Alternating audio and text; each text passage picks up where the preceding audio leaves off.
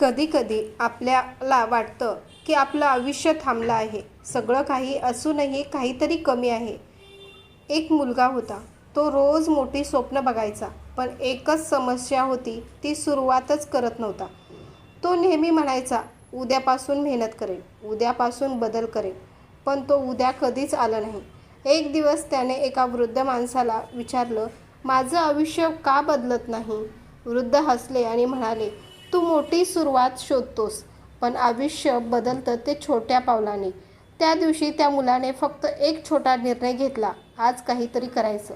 आणि त्याने निर्णयामध्ये फक्त 10 मिनिट अभ्यास करायचा, फक्त 10 मिनिट मेहनत करायची, फक्त 10 मिनिट स्वतःसाठी काढायचे.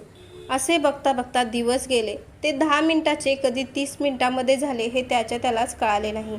आणि हळूहळू त्याचं आयुष्य बदलायला लागलं.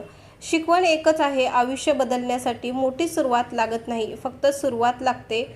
ती फक्त आज करायची. तेच उद्याचं आयुष्य ठरवतं. आजची सुरुवात करा, कारण उद्या कधीच येत नाही.